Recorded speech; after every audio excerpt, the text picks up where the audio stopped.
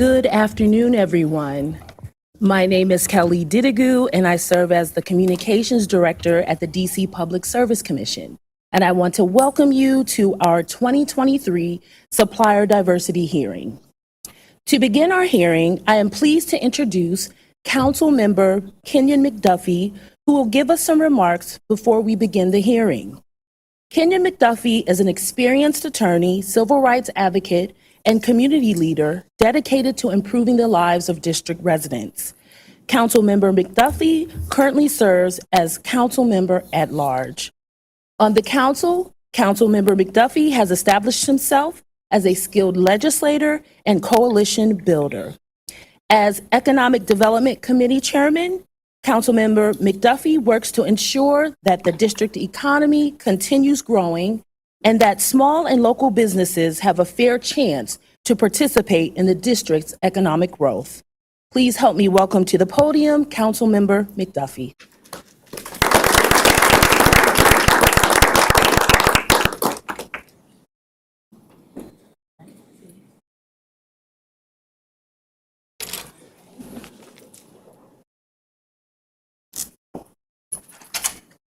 Give us one moment, please. Yes, here we go. Thank you, Council Member. A little bit of technical difficulties getting in the door back here. It's like, do they still want me to come or what? Good afternoon, everyone. How you all doing? Good afternoon. I am really delighted to be here, and I appreciate Chairman Thompson and Commissioners Beverly and Trabue welcoming me back to the Public Service Commission. You all as a Trier team, all the great work that you all are doing. I also appreciate your longstanding commitment and leadership on ensuring that diverse businesses are on a level playing field when it comes to being suppliers to the District of Columbia's utilities.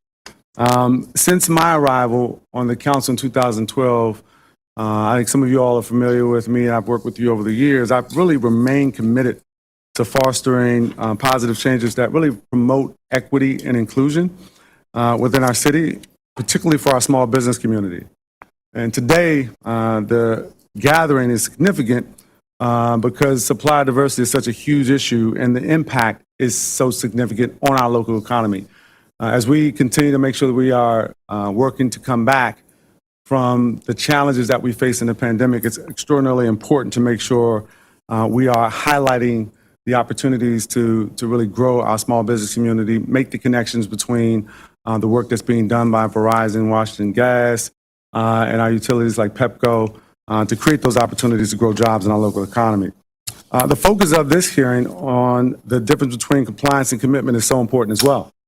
The voluntary memorandum of understanding that encourages our utility companies to allocate 25% of their total procurement spend to minority and women-owned businesses serves as a starting point, not a limitation. We have a local law that requires people to commit to a spend with local minority contractors. We call them CBEs in the District of Columbia. And I'm quick to remind people that 35% is a floor, not a ceiling. And I hope you all really take that to heart. Thus far, our utilities have stepped up to the plate, and I want to acknowledge that. But I want to challenge them to be even bolder and more intentional in their investment in our DC-based minority businesses. Embracing diversity and inclusion is not only the right thing to do, it is also a smart business decision that can yield numerous benefits for all parties involved. Our commitment to supply diversity reflects our dedication to building a stronger, fairer, and more prosperous District of Columbia. And by strengthening our minority and women-owned businesses, we create a more resilient and vibrant city for everyone to call home. Once again, I extend my heartfelt gratitude to each one of you for being a part of this crucial conversation today. Together, we can drive meaningful change and set new standards for supply diversity in our great city. And again, I want to thank Chairman Thompson and the commissioners and their entire team for convening this today and for you all being participants. Thank you.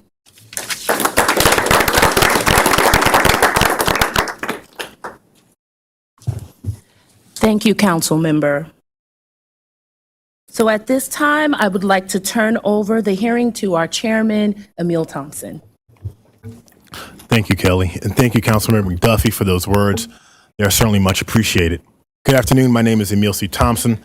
I serve as chairman of the DC Public Service Commission.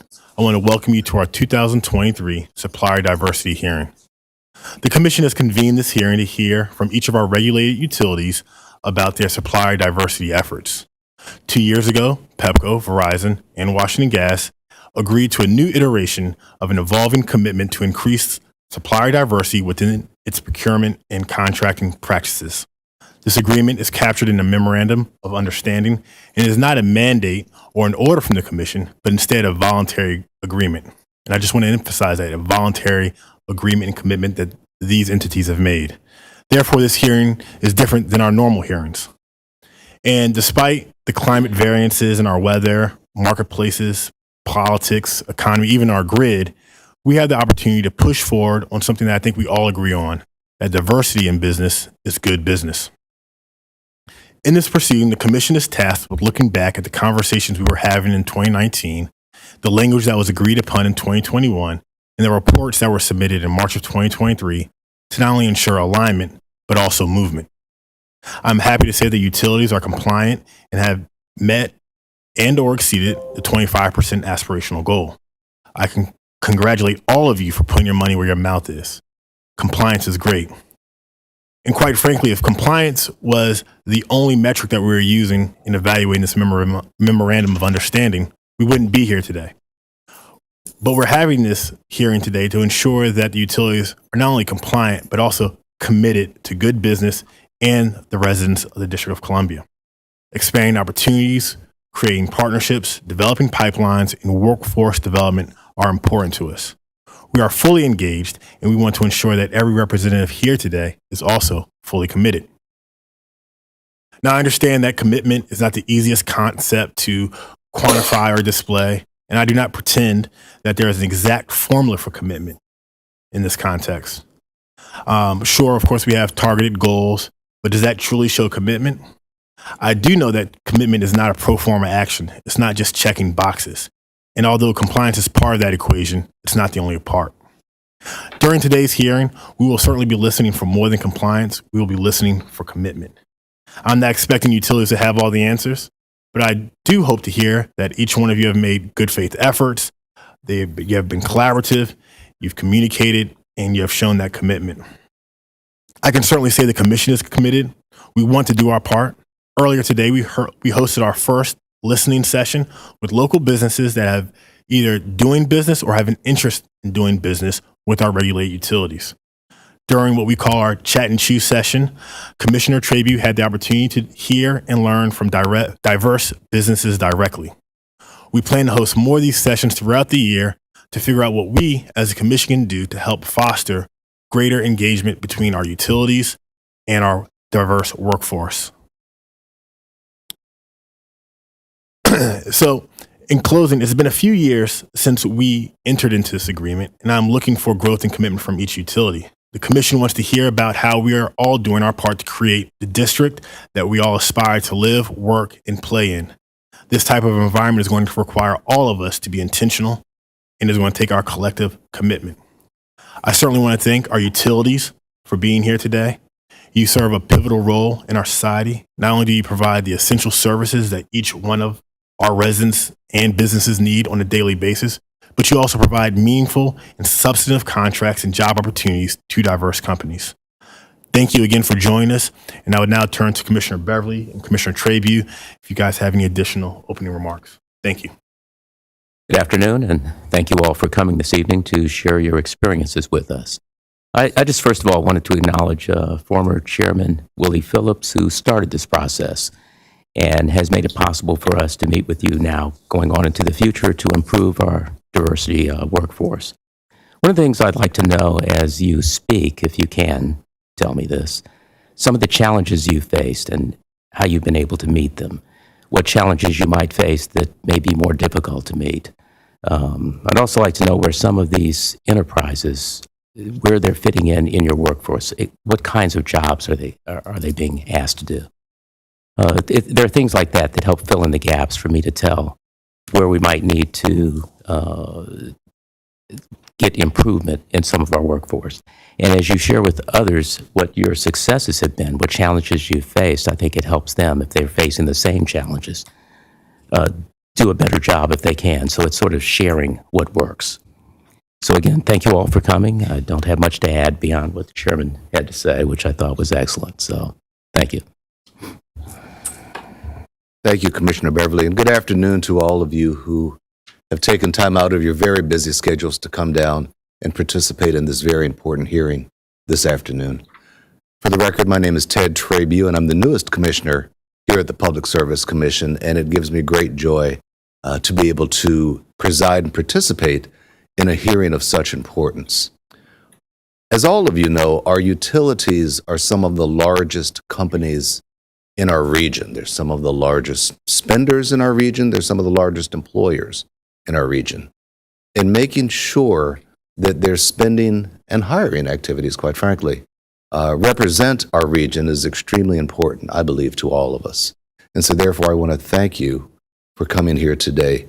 And I applaud you, having read your report in advance of today's hearing, as our chairman mentioned, having achieved or exceeded all of the goals that had been laid out over the past was a tremendous feat. And I want to applaud you.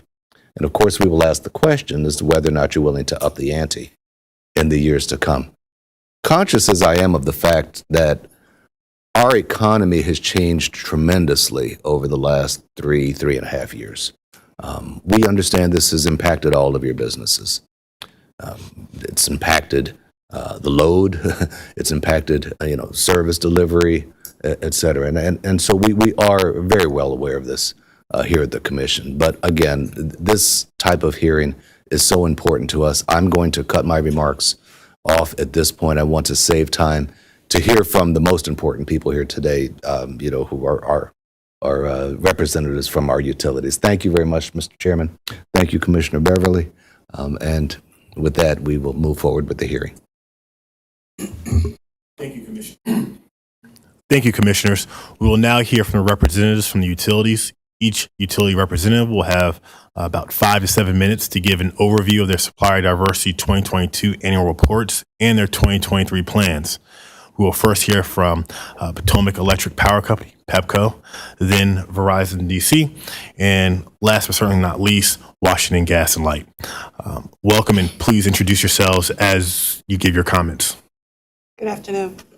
I'm Vernice Lewis, Director of Diversity. I'm sorry, Ms. Lewis, if you could press the button there. How's that? That's better? Yes, thank you. Good afternoon. So sorry about that. I'm Vernice Lewis, Director of Diverse Business Empowerment for Pepco. We appreciate the opportunity to update you on the progress of Pepco's diverse supplier process. In 2022, Pepco exceeded the goals for the inclusion of diverse suppliers and for expanding relationships with them. Through careful planning and a concerted effort to implement the diverse business empowerment process, Pepco purchased $352 million, or 43%, in goods and services from diversity certified suppliers, which represents about $31 million, or 10% increase over 2021. Of that, $83 million was spent directly with local suppliers local to DC. Diverse suppliers local to DC. Pepco's supplier diversity process is a comprehensive initiative aimed at promoting diversity and inclusion within our supply chain. We actively seek out and partner with minority-owned, women-owned, veteran, service-disabled veterans, and LGBTQ-owned businesses. Our process provides them with opportunities to become suppliers for Pepco.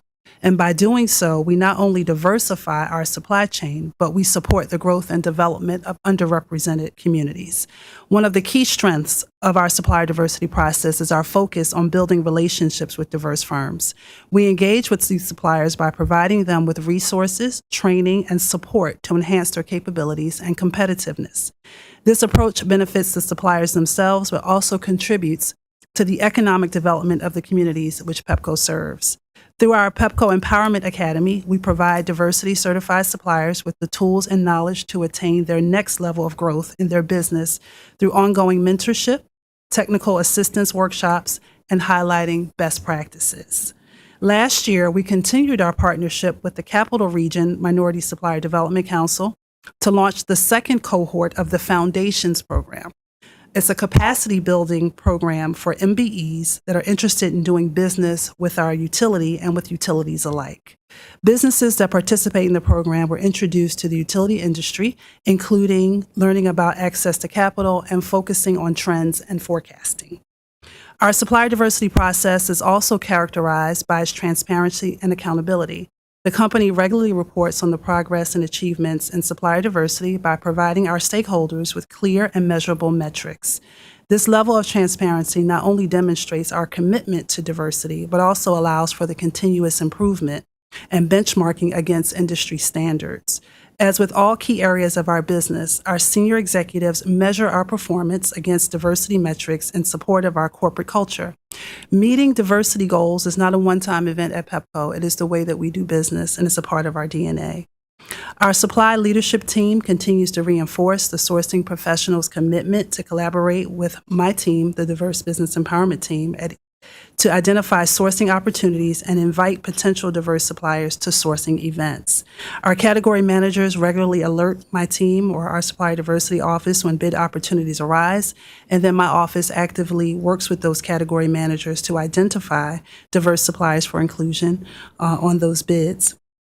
We also, at Pepco, we also recognize the value of diversity and inclusion, not only for the success of our business, but for the betterment of our society as a whole. We embrace supplier diversity, and because of it, we're better positioned to understand and meet the needs of our diverse customer base, drive innovation, and remain competitive in a rapidly changing marketplace. Pepco DC continues to support an enriched and diverse community in the nation's capital, and in partnership with the district, the Capital Grid Project performs all underground construction work with 100% local CBE firms or firms in the final stages of securing their CBE designation. In addition to the Capital Grid Project, in partnership with the District Department of Transportation, Pepco DC, the DC Plug Project, Pepco is partnering with the district on a $500 million multi-year project to strategically underground lines throughout the district. We thank you very much again for the opportunity to come before you today and talk about the Pepco Diverse Business Empowerment process. So thank you for having us again. Thank you. Thank you. Thank you and good afternoon, Mr. Chairman and Commissioners. On behalf of Verizon, my name is Doug Smith, Vice President, State Government Affairs. I'm pleased to join you today as part of the consortium of companies that have pledged their commitment to supplier diversity in the District of Columbia. Verizon is proud to have been a part of this program since the very beginning. I'm pleased to share our 2022 results, and they were a strong performance that continues our series of strong results for many years in the district. I'd also like to share some of our plans for 2023. In 2022, Verizon invested almost $10 million with diverse suppliers in the district. Of interest, this spend was accomplished at a time when all businesses, large and small, were faced with the recovery from challenges of the COVID-19 pandemic. While the regulated side of our business continues to witness a rapid disconnection of copper landline facilities, the wireless side of the business is experiencing growth in capital investment. COVID-19 impacts created a new normal for Verizon, and emerging from those pandemic impacts created the need to respond to somewhat sluggish revenue streams and altered business policies and procedures. Last year, these pressures resulted in decreases in overall spend for Verizon in areas outside the district, and that correlated with a 31% decrease in our overall spend within the district. The reduction in overall spend did not impact our continued work to replace the copper network with fiber. The reduction in overall spend, however, did flow through to our diverse vendors. But due to our team's continued focus on seeking diverse vendor opportunities, resulted in actually maintaining our relationships with our diverse suppliers such that we were able to maintain the 2022 percentage levels for our overall diverse spend last year compared to 2021. Accordingly, Verizon's overall supplier diversity result last year came in at 47%, the same as our 2021 level. And our certified business enterprise result came in at 29%, which is a drop from 37% in 2021. The overall supplier result continues a trend of similar excellent results over the last few years. Please note that the results I'm announcing differ from our results listed in our 2022 annual report due to a posting error. We did file an amended report yesterday with the numbers that I'm announcing today. The bright spot in the 2022 results was the 25% increase in women-owned business enterprise vendor spend over 2021 levels. Overall, it's important to appreciate that 24% of our 2022 overall spend with our top 25 suppliers is diverse. Our early results in 2023 are encouraging. Verizon's first quarter 2023 percentages for diverse vendor spend is greater than the same period in 2022. Looking forward, Verizon is experiencing multiple build programs through 2023 as we continue to replace our copper network with fiber.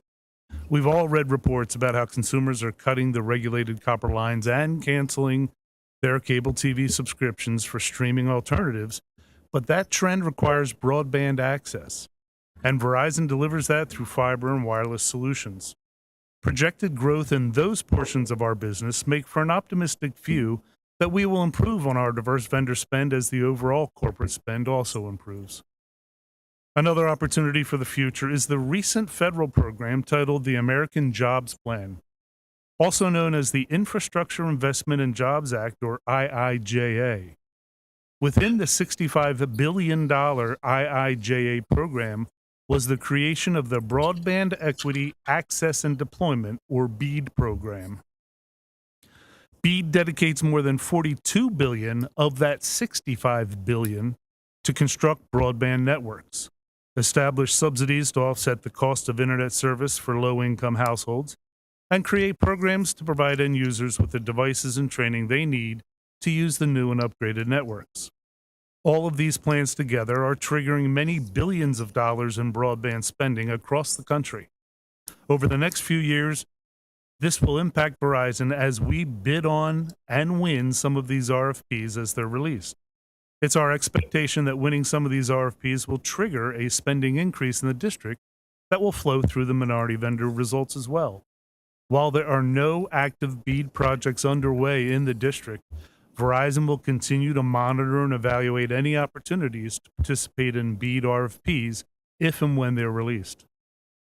As we continue to focus our energies on diverse vendor engagement, the internal Verizon team that monitors and implements minority vendor programs initiated new partnerships, activities, and programs that serve the minority business community. Highlights include Verizon's Small Business Digital Ready program, which is part of our Citizen Verizon commitment to help small businesses grow and succeed in the digital economy by providing free online resources. Small and diverse businesses can engage in learning modules, webinars, peer networking, and receive expert coaching and mentoring. Our head of Supplier Diversity hosts a webinar quarterly on procurement pathways and how to do business with large corporations like Verizon, and also touches on the value of certification. Small businesses that complete 2 courses can also qualify for grants in the range of $10,000 as additional sources of funding. Over 1,100 small businesses in the district are currently registered in our program. Verizon also hosted a supplier summit inviting diverse and prime suppliers, and our senior executives discussed the importance of building a diverse, sustainable, and resilient supply chain. Additionally, we will continue hosting our premier Supplier Academy, a Verizon design program that brings diverse companies and key business stakeholders together in tailored sessions designed to help diverse businesses develop winning business plans and share potential areas of opportunities to do business with Verizon. Lastly, Verizon is a proud charter member of the Billion Dollar Roundtable, a coalition of 28 companies that spend more than $1 billion each year with diverse businesses. Looking to the future, Verizon will continue to participate in outreach activities, hosting webinars, programs, and panel discussions to help drive diverse supplier utilization. Thank you for this opportunity to report on our progress. I hope you get a sense of the focus and energy that Verizon continues to bring to diverse supplier opportunities in the district. I look forward to coming back next year to share the results of our efforts, just as the bell goes off. Thank you, and I'm available for comments at your leisure. Thank you very much. And we'll turn to Washington Gas and Light at this time. Good afternoon, Chairman Thompson and commissioners and staff. My name is Lyndon DuPont. I'm the interim vice president for supply chain management. I would like to acknowledge members from my team. We've got the assistant general counsel, Robert Kane, to my right, and to his right, I have Alice Shapansky, who's our utility manager, who will be giving the update today. I'd like to thank you first before I turn it over to Alice for our opportunity to present to you our 2022 results. We're very proud of our results. They're outstanding. And in regards to supplier spend, we spent over $196 million last year, which is a record for us, the highest we've actually ever reported. And we achieved a 30.5% spend. Reaching this wasn't by chance. It was a steadfast commitment by everyone at Washington Gas. It was a commitment all the way from our senior executives to our operational leadership, as well as to our supply chain team and to all of our employees.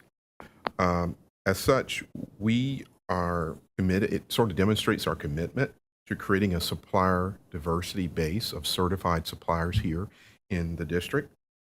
We're also committed, steadfast, of hitting our 35% commitment by 2028. So we're not just sitting on our laurels, we're striving past compliance to commitment. With that being said, I just want to reiterate, we're dedicated to increasing our supplier base of DC certified businesses. We're committed to reaching our 35% by 2028. I'm going to turn it over to Alice, who's going to walk us through those details of our success. Great. Thank you, Lyndon. And thank you to the Commission for giving us this opportunity. For the record, I'm Alice Czapinski, Manager of Contract and Performance Management at Washington Gas. As Lyndon mentioned, in 2022, we exceeded both our gas and non-gas purchases with diverse suppliers. The commodity spend made up 23%, was made up by 23% of our spend was made up by diverse suppliers. And as Lyndon mentioned, we hit 30.5% for our non-gas purchases, which was a company record. And we did that by bringing on 7 new vendors. Due to the company's focus and effort on expanding our Tier 1 program, in 2022, it was the first year that our Tier 1 prime contractor spend at 51% exceeded our Tier 2 subcontractor spend, something that we've taken a lot of effort to focus on. This also reflects the commitment from, as previously mentioned, from our senior executives, supply chain, and all of our employees, and we continue those efforts. In 2022, our DC certified business procurement was 28% of our DC utility spend. So that was 25 of our $90 million of DC specific spend. It was 4% system-wide. We're going to continue to increase our focus on our DC CBE spend to 5.5% by 2028. So we do have a continued focus on increasing that which impacts our DC jurisdiction. So now I'm going to talk about our year-over-year results. So we had an increase of 8% over last year. On our gas spend, we went from 15% to 23%. On our non-gas spend, we had an increase of 2.6%. Our biggest gains were with our Asian and women business enterprises, both over a 2% gain, and our veteran enterprises, which had less than 1%, but still a gain for us. Our goals are to continue focusing on increasing our spend with our service-disabled veterans and our LGBTQ plus enterprises over the next 5 years. We have policies in place that require inclusion of diverse vendors. During our bid events, we are focused on increasing the number of diverse bidders in our events. We currently require 1, but we are continuously increasing that to more than 1. So to the comment of compliance versus commitment, we are committed to increasing the number of diverse vendors that we are including in our bid events. We continuously meet with our internal business units. They have annual goals, and we are continuously increasing those year over year. We have better analytics and reporting, which allow us to help develop those goals for our business units. And we continue our engagement with multiple external organizations such as CRMSDC, WeBank, other chambers of commerce, and other external parties. For our suppliers, we've made improvements to our registration portal to better capture and utilize that information and help us build our list of diverse vendors that we can reach out to when we have bid events. And we continue to have dialogues with our prime contractors to enhance our subcontracting diverse spend as well. As far as our staffing goes, our manager retired in Q2 of this year, and we are currently interviewing for a senior manager.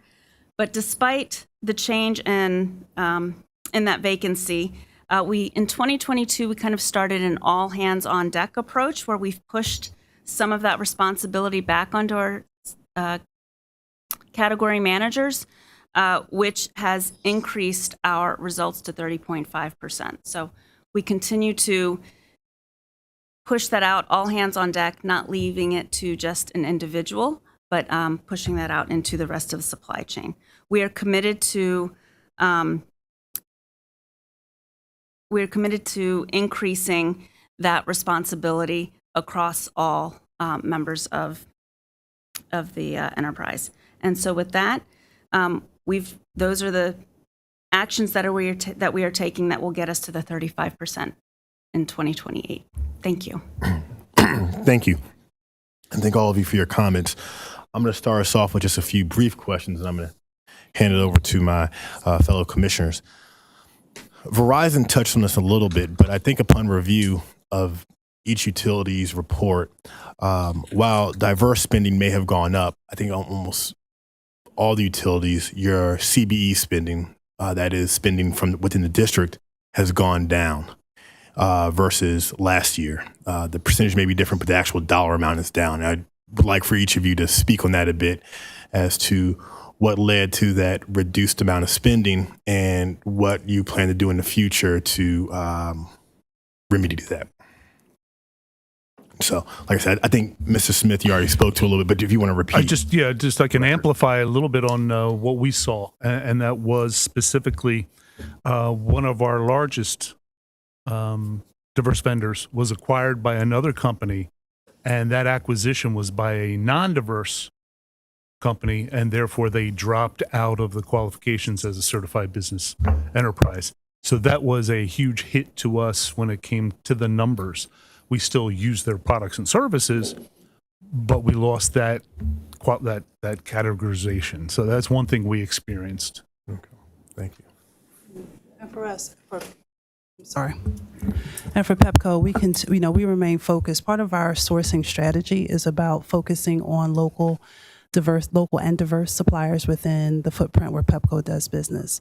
So for us, we're very intentional about ensuring that we're engaging with CBEs, and we talked about the DC Plug project and the Capital Grid, where we are working with CBE suppliers. So CBEs, we can remain focused on increasing our spend with those suppliers within our service territory. And we also, as we're going through various sourcing events and bid events, specifically for the district, we make sure that CBEs are included in that process. And that's the area that remains one that we're very focused on and looking to increase. Thank you. So for Washington Gas, that's something that we need to focus on moving forward. We've been pulling together the data, and I think some of that is us having a better understanding of what qualifies for CBEs. As I mentioned, our manager has retired, and so trying to delve into that is where we are at this moment, and we are finding that we need to have a better understanding of those qualifications to be able to include them in our reporting. So that is something that we are focusing on to better educate ourselves so we can make sure that we have that focus going forward. As I mentioned previously, we do have a focus on increasing our CBE by 30% by 2028. So we know that is a focus for us that's needed. Okay. Thank you. And then my next question, coming back to Verizon, one of the things that we've always talked about is we want to see more diverse CBE spend at the tier 1 contracting level. And you guys do an excellent job at that, right? But I notice you have no subcontractors in the diverse spend. And so I know in your plan, you talk about how you are going to engage more subcontracting opportunities for diverse and CBE businesses. But I would like for you to give everybody the benefit of that, hearing that here today. Yeah, one of the things that we focus on now is with our prime suppliers, we make it an obligation, a contractual obligation that they engage tier 2 diverse suppliers. And if they are not in compliance, then, well, there's consequences accordingly. So that's a fairly new aspect to our sourcing and procurement opportunities. And we're hoping to see some dividends for that as we go out into the reporting for next year here at the district. Okay. And just to follow up on that, is there a certain percentage that you are now requiring your tier 1 contractors to have with the diverse businesses, or is it just some participation? We ask for a minimum of participation, and we ask for a 25% threshold. Okay. Thank you. I will stop now and give Mother.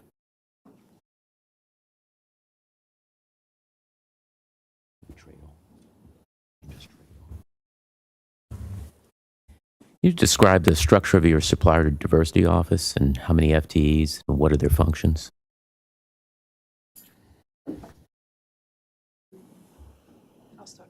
Go ahead, start. Hi, thanks again. So, okay. So, Pepco is a part of the Exelon family of companies. So, we have 7 full-time employees that manage some function of the supplier diversity. And then we also have 2 analysts that are part of another team, but that provides support for us. But specifically for Pepco, you have myself, who's the Director of Diverse Business Empowerment, and we also have Karen De Silva, who is our Manager of Supplier Diversity, who is based here in the district. We also have an Executive Assistant, Nikki Bigelow, on our team, and we also have a full-time analyst, Sahana Rahman. So, because we're a part of a larger organization, we're able to pull on resources from the Exelon corporate office, which is the team that I lead, to help across the enterprise with supplier diversity management. At Verizon, we have under our chief HR officer a senior vice president of talent and diversity. Reporting to her is our global head of diversity and inclusion, and on her team is our program leader and 4 additional team members that are dedicated solely to diverse vendor supplier issues. Okay. At Washington Gas, as you've heard before, that we lost our senior manager at the beginning of the year in Q2. I assumed leadership of the supply chain organization in Q1. When we lost the position, I made a strategic decision to change the reporting structure. So the senior manager now reports to the vice president of supply chain to give a better, broader viewpoint in terms of supply chain management in regards to supplier diversity. Also, as you heard from Alice, we structured ourselves to leverage our existing category management supply chain team, which is a number of 23 folks. And similar to Pepco, we've got 2 analytical resources that supports the supplier diversity. So the way that we look at our structure is we provide kind of strategic direction from the senior management level, and then we leverage all of our category management team as well as our data analytics team to drive supplier diversity. We saw a significant increase in 2022 from 28% up to 38.5%. We expect that number to grow as well in 2023. Just as a follow-up, I failed to mention that in addition to the professionals dedicated to diverse supplier issues, each business unit within Verizon, multiple business units, have their own procurement package of people, package of individuals. There are supplier diversity champions within each one of those business units that gather together and under the umbrella of our program leader on a regular basis, hear about programs, events, opportunities, and we reinforce the message of them going out and using the database of certified vendors. So we drive it not just through our sourcing and procurement, we drive it through all the business units as well. May I offer that we have a similar approach as well? Because what we do at Pepco is that supplier diversity is not just owned by supply chain, right? So my team, we are the faces of it, but it really is owned by the entire organization. And we work very closely we're a part of supply chain, so I report to the chief supply officer. But also we work very closely with our project managers and those that are in the business in various departments to ensure that we're all singing from the same hymn book as it relates to diversity, equity, and inclusion, and specifically around supplier diversity. So it's something that is a passion, not just for me and for those that are part of my team, but for the entire organization. We're all, no matter where we are within the organization, we use our platforms to ensure that we are providing opportunity for diverse firms within the district. I'd like to add, we take a similar approach where it's kind of an all hands on deck.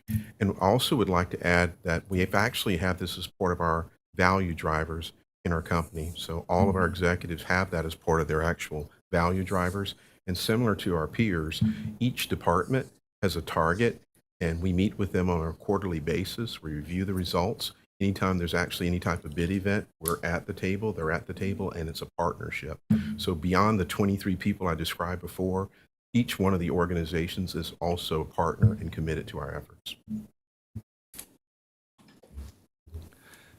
Thank you, and good afternoon again.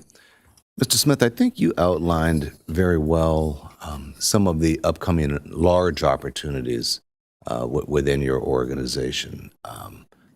I had the pleasure earlier this afternoon of sitting with a number of contractors, diverse contractors here in the District of Columbia, who I think shared with me some of their concerns about not always knowing or understanding some of those opportunities that might be available. So from each of you, for those contractors who are here today, for those who are listening at home on television, what sorts of large opportunities can our diverse contractor community look forward to over the next couple or so years where you could say, we believe that these are opportunities for participation?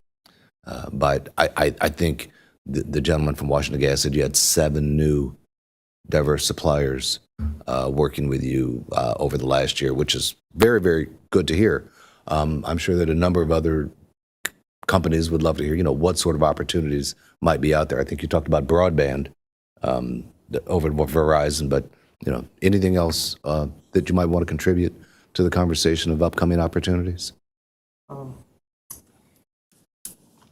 We continue to focus upon our asset management and looking at the risk that's associated with it. And so we've got an advanced pipe replacement program that continues to grow throughout all 3 of our jurisdictions. And so there's an assortment of work associated with construction type activities that allows us to be able to upgrade our systems and be able to provide opportunities for resources that are here. We certainly are taking a look heavily at the hydrogen hub and some of those other innovative things that we've applied for as part of the U.S. grant program, and we're waiting to hear kind of feedback. That has potential as well. So those are sort of off the cuff. Those are some of the things that pop up to the top of my mind, sir. All right, thank you. And for Pepco, we're going to be very focused, not just at Pepco, but across Exelon, on increasing our spending with diverse suppliers and professional services categories, in particular in IT. So as we look, we've done great as far as our percentages are concerned around overall diverse supplier spending, but we're going to be very focused to ensuring that we're diversifying in that IT space and professional services, because that's really an area of opportunity, not just at Pepco, but at Exelon Corporate as well. So over the next few years, you'll see more about us doing more of that. Just to drill down a little bit on the Verizon opportunities, I talked about BEAD and the copper to fiber network build that we're doing here in the district. But a lot of our opportunities day to day come out of the professional services, IT software, as well as hardware and equipment vendors, where we're constantly upgrading our plant and developing our plant and software. Are you expanding your work in the cybersecurity space? Always. We have a tremendous workforce dedicated on cybersecurity, and on a regular basis, we constantly are looking for professionals and subcontractors in that space. Piggybacking on that question, how do diverse suppliers find out about these opportunities? Is it just they have to go to whatever contracting website you guys have, or are there blasts that go out to alert them of these opportunities? How do they find out?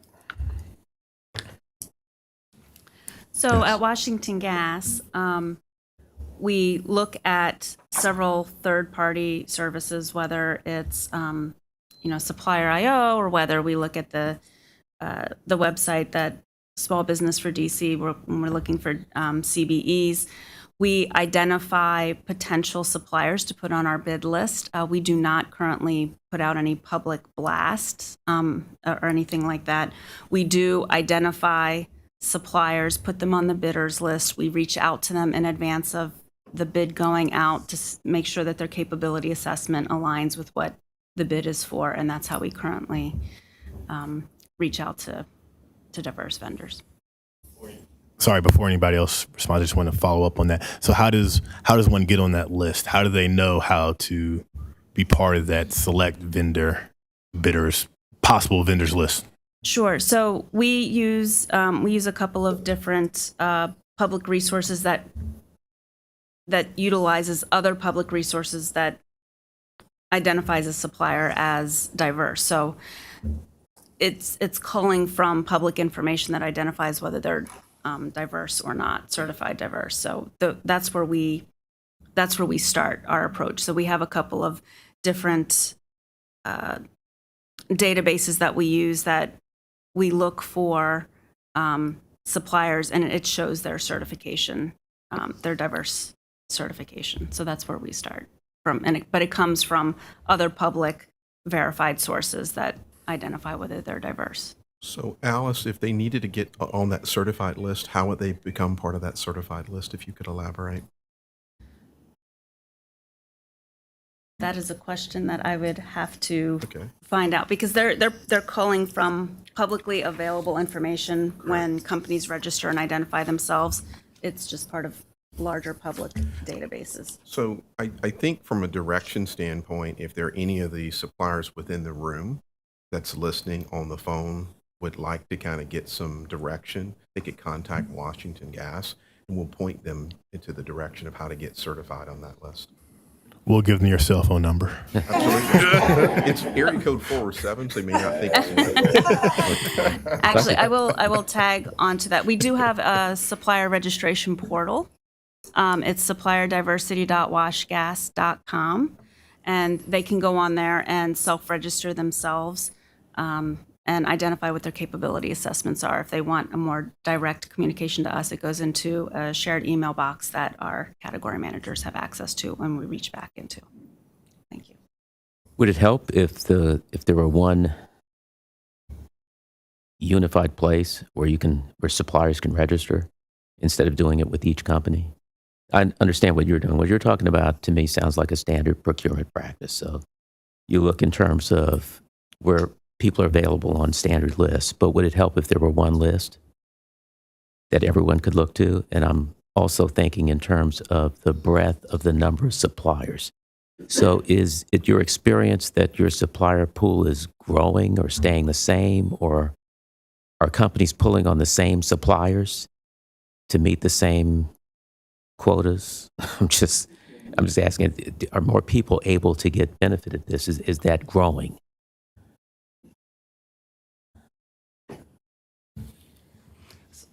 So I would say that for Pepco, the suppliers, we're meeting more and more suppliers who are approaching us. So we also don't have a blast per se that goes out of our sourcing events, but we do have a registration tool where suppliers can register with us. I also make myself available and those on my team available, because we attend lots of conferences and local events to ensure that we're out there and that suppliers have access to us and access to meet with us and to provide us with information about their capabilities. But we're finding that, yes, we're meeting more and more suppliers, that their pool is growing of suppliers who register with us, who contact us, and who reach out to us. And just to add a little bit from Verizon, we also don't have a blast, and our business is a little bit different than gas and electric. If we were to do those blasts, it would actually show our hand to our competitors about what work and projects we might be doing in the district.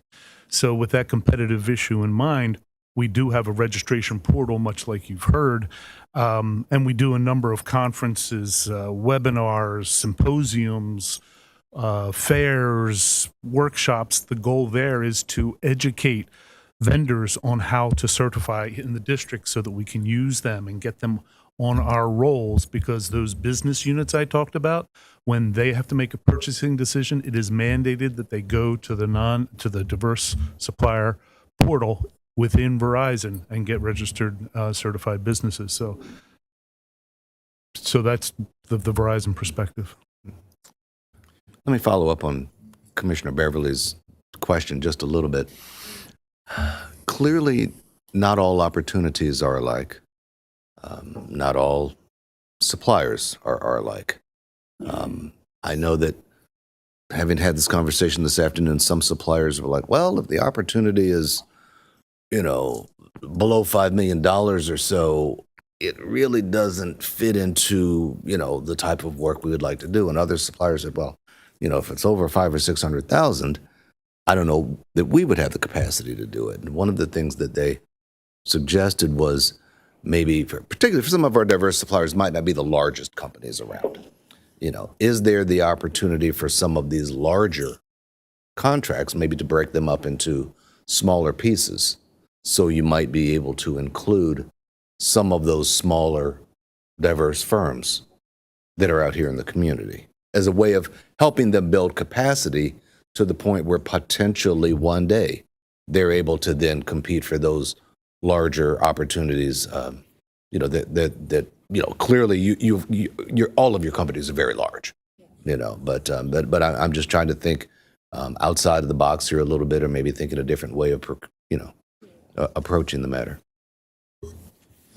I'll take an attempt to address both comments from Commissioner Beverly and as well as for you, Commissioner Trabue.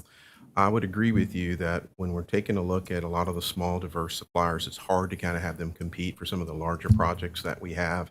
It's part of our kind of tier 2 strategy as well. And so a lot of times as we're working with our tier 1 contractors, if we had a list that allowed us to be able to kind of share with those tier 1 suppliers, we may be able to direct more of that tier 2 spend toward that tier 1 supplier.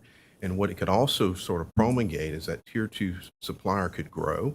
And as they grow, they became more capable of becoming more of a tier 1 supplier. So those are some of the things that strategically we've been talking about to leverage what you're describing as well as what you're describing. Yeah, we recently hosted an event called the Tier 2 Institute, where we brought in our larger non-diverse suppliers, those who have commitments, contractual commitments about the utilization of diverse subcontractors. And we walked them through the process and gave them some best practices on how they might be able to best improve their use or increase their use of diverse subcontractors. We also invited diverse subcontractors to that event to introduce them to those non-diverse suppliers so that they could potentially form a partnership. So that's very important to allow opportunity, because typically with the smaller suppliers, diverse firms, we would encourage them to partner with some of our larger firms to learn our system and to work as a subcontractor in hopes that they'll get that experience, and then we can continue to use them as well as tier 1s. And to that point, we would do the same as Pepco. We would steer some of the smaller ones to the tier 2 opportunities and ask our primes to take into consideration those smaller tier 2s. You mentioned a new program that I think you launched fairly recently to have some of your tier 1 suppliers have a 25% goal for diverse supplier on the tier 2 level. How long has that been in operation, and have you seen any early success? Well, it's only been in place less than a year, so it's premature for us to see any kind of results. We're hoping to be able to report on that next year. Just wanted to follow up a little bit. If it would be helpful, and I don't know whether it would or not, or whether it would benefit the telecom company as well as the energy company, but if it would be helpful for the commission to explore maintaining at least uniform list as a resource. It doesn't have to be the only list, but just a list that vendors could look on, suppliers could look to register for, and that you could look to at least as some resource to be able to find people and maybe we could split it up. I don't have the answer for you. I'm not asking you to give me the answer, but it may be that the list can be split up or divided however you think it would be useful. If Commissioner Trabue is finding out that certain vendors are more able to participate in certain spend categories, maybe we can have it split up like that. Whatever would be useful, I'm interested in exploring. Commissioner, at a minimum, I think a PSC webpage that would have the portals that we've all talked about for our individual companies, that would be a great start to get some of the non-diverse vendors to find the portal to get into the utility that they want to get into. At a minimum, we should at least have a link. Something, yeah. I know we're almost running out of time, but I do have one final question. It's going to kind of switch directions a little bit. There's a line in the MOU that talks about the utility will provide a description of its annual efforts related to workforce development and diversity. And so I know we've talked a lot here today about supplier diversity, but to me, this looks more so inwardly at the utilities and what you guys are doing around hiring within and ensuring that your workforces are development. So if you could, with the ever so brief time we have remaining, just touch on that a little bit, what you guys are doing around that area, that topic. I know at Verizon we have a very robust, diverse portfolio of employees. In fact, our senior leaders and board of directors is one of the most diverse in the industry. I'm sure our HR department has a number of programs, and I can get back to you on what they look like since I don't have them with me, but I'm sure they've got programs so that they can identify and attract and retain employees. At Pepco, we also have a robust workforce development program and initiatives around that. We have dedicated resources to workforce development and helping not only our organization diversify, but also to help our suppliers identify diverse workforce as well through our infrastructure academies. So we also would be happy to follow up with information about those programs as well. I echo the comments of my peers. We've got a very robust program. I report to the Chief Administrator Officer who's responsible for HR, so diversity is a focus for us. I've made many hires in the year that I've been here, and we've made sure that we followed and focused on that being a priority. I'll follow back up with the commission as sort of an update on the program. Since all of you voluntarily said you would follow up, I would like that follow up if you guys could just file a supplemental filing talking about workforce development and around diversity. So thank you. Thank you, Mr. Chairman. I have no further questions. No further questions. Okay. Well, once again, I certainly want to thank each of the utilities and all of our guests for attending here today. I think this was a good supplier diversity hearing. I think we identified some low-hanging fruit, that there's certainly some action, not only the commission's behalf, but certainly the utilities' behalf. I would also like to thank staff for all the tremendous work they put into organizing this and making sure that this ran smoothly. We want to encourage those who are visiting to stop by some of the tables outside for additional resources. Also, please make sure you go and attack the utility representatives. Talk to them. I certainly will myself. But thank you, everybody, for attending, and we will see you next year. Thank you. Thank you. Thank you. All rise.